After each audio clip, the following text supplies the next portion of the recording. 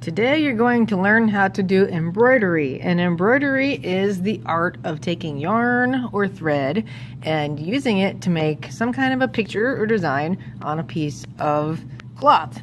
So we're all using burlap, no fighting over your color. What you get is what you get. And every piece of burlap, there's a piece of tape on the back. So on that piece of tape is where you need to write your name. Please make it very, very clear. So I've got my name written clearly. This is the back side. On the front side, we're going to make a design, which I've already talked to you about. And we're putting the design on with chalk. So just choose one color, please, to make it go faster. And make sure it's a color that will show up on your cloth, whatever color it may be. Okay? So you can always test a little first. When you draw your design, this is where we're going to be sewing.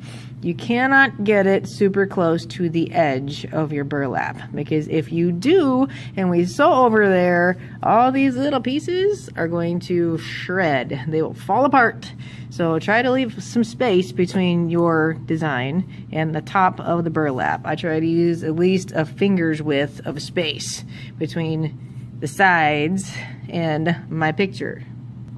And when you make your design, try to remember your skill level. If you have never used a needle before in your life, you want to keep your design fairly simple.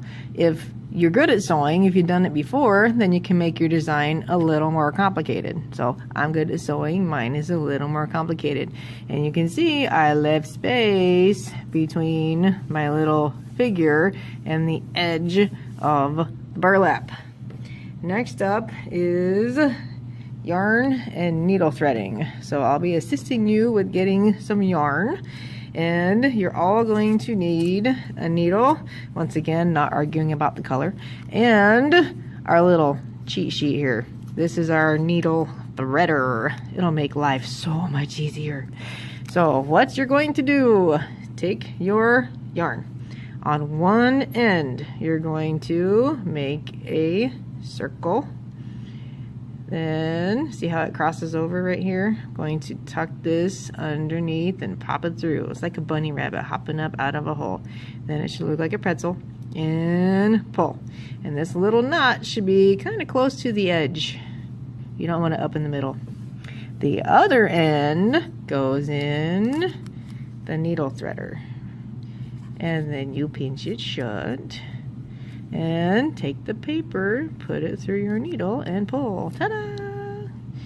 And we tie just like we made our knot. So crisscross, hop, make that bunny hop through the hole, pull. So needle is attached at one end, and the other end has your knot. Okay? And I tied this directly to the needle. Don't try to make some goofy knot out here, because when you're sewing, it will give you problems.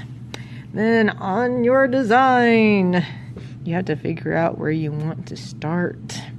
So I picked rainbow yarn, that way I can use it just about anywhere.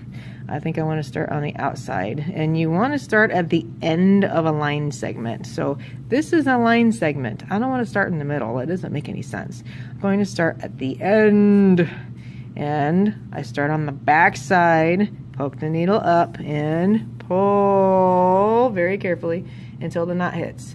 Then I skip just a couple little boxes and go back down and pull. Since this is on the back side, I have to go up again. I find it easiest to always look at the front. Don't flip it back and forth. And when I come back up, I want to keep it really close to the first one. So I'm just going to leave a little line of burlap here.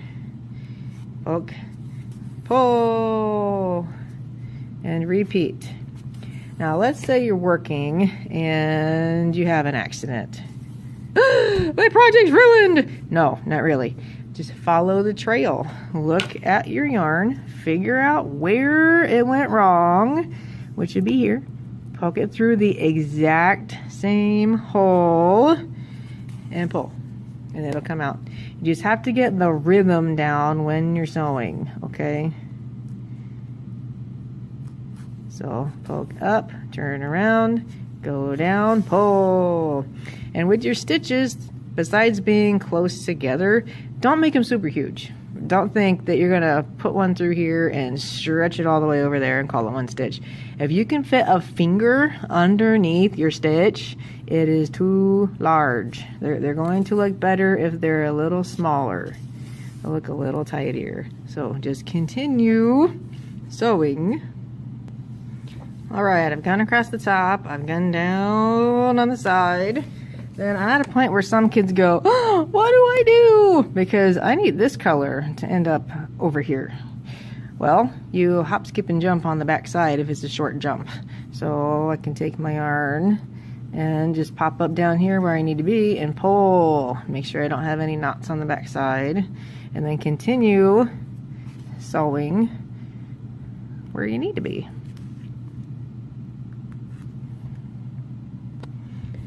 Okay, I'm not finished sewing my face, but I'm at a point where I need to stop using this thread and switch to another one. If you look at this on the back, I've only got maybe 3 inches left. This is where I need to stop and take the yarn and the needle, separate the two. You cannot keep going until you're up to this point because you will bend and break my needle and then we'll have problems. So either undo your knot, or you could take scissors and gently cut without cutting my needle. That's important. Get the two separated. Then to tie a knot back here, what we do is I hold it at the very bottom, make that circle again, find Mr. Bunny Rabbit, hop through the hole, pull, and then you cut the tail because the tail is just going to get in your way.